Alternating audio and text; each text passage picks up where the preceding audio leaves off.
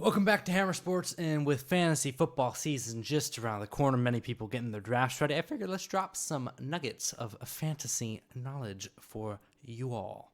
The fantasy running back landscape this season is an absolute minefield, especially early in the draft, and I recommend, in general, just draft receivers early and get your running backs later. But let's take a look at some value picks at running back and some specific lead balloons to stay away from this season at the top of the draft. Number one with value picks, we got running back Rashard Penny. Right now, going about 53rd pick average draft position in most leagues. Over the last two seasons, though he has struggled with injuries, he's averaged a whopping 3.1 yards after contact.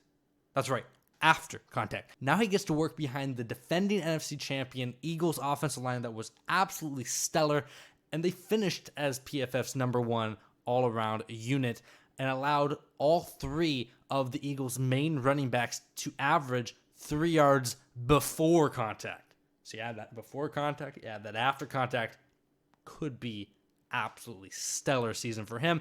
Early indications from training camp point to Penny having the edge over former Lions running back DeAndre Swift, who's being drafted ahead of Penny right now. Swift only averaged 1.7 yards after contact with the Lions last season, with most of his yards coming before contact.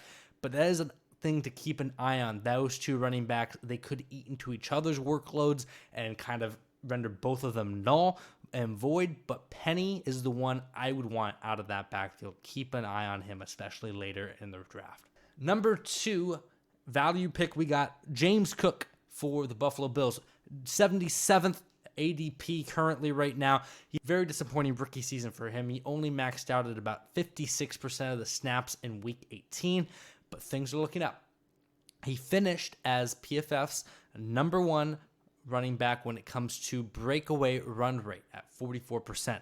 Not to mention, he averaged 5.3 yards per carry, which was fifth in the league down the stretch. Now his main competition from last season, Devin Singletary, gone. Naheem Hines, out. So Cook has a chance to step in, fill the void. Cook was fifth last season among all running backs with at least 30 targets with a 27% target rate per route run, which is very, very good. So especially in those PPR leagues, maybe pick up Cook later in the draft. He might be a good value pick. Look for him to have a breakout season this year in year two. At number three, we have A.J. Dillon, Packers running back. He's being drafted right now about 84th ADP. He was very disappointing last season. I drafted him last season, and he was a bust. He was exposed to have this great season behind Aaron Jones. It just did not happen. He was supposed to have a major red zone role, and it was basically non-existent to start the season. He only had one touchdown through the first 11 weeks of the season.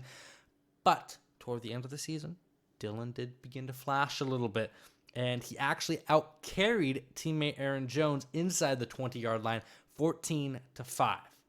So if this trend continues this season, Dillon looks to have the fantasy output we expected last season. Another interesting number, Dillon was second on the team in red zone touchdowns with 6, and he led the team in touch share inside the 10 with nearly 40% of the touches inside the 10-yard line going to Dillon. Now, with first-year starter Jordan Love under center, you might expect some more carries in the red zone to give Jordan Love an easier time, especially early in the season. So look for Dillon to climb back up. Maybe he has that season we expected last season this season. Now, on to the lead balloons. Guys, you should just stay away from. And I have two. Number one, well, we just talked about A.J. Dillon. A good year for A.J. Dillon means a bad year for Aaron Jones, especially because he's being drafted 23rd ADP currently. Like we just said, Dillon's getting more red zone touches, and if he does take that step forward, it's going to majorly eat into Jones' fantasy upside. Last season, he really killed Jones' fantasy output down the stretch. So even if Dillon isn't good enough to have that great season we expected, he might be just good enough to kind of take Jones out of that, especially where he's being drafted in a lot of drafts. Jones also saw his touch share inside the 10 drop from 47% through the first 8 weeks to just 21% the rest of the way. Jones will likely retain his PPR value just because he does catch a lot of passes out of the backfield, but beware of drafting him too high. And that's where you're going to run into trouble. Jones might have a solid year, but he's probably not going to give you the production you need taking a running back in the first 2 to 3 rounds. Final lead balloon. Guy used to stay away from. Derrick Henry. I know he's the king. I know he's unstoppable. Hear me out. Most fantasy leagues are drafting him top 10. But consider this stat. Since 2012, only 3 29-year-old plus running backs have finished as a top 5 rusher in the league. Henry does have a 55% red zone touch share, which is absolutely mouth-watering. But here's another stat for you. 80% of 28-year-old 1,000-yard rushers do not hit 1,000 yards next season. 80%. Now, if Henry falls in your draft, maybe consider picking up a little bit later. But top 10, do not go with Derrick Henry. There's too much risk and too much history. He is a freak of nature. But remember, Father Time never loses.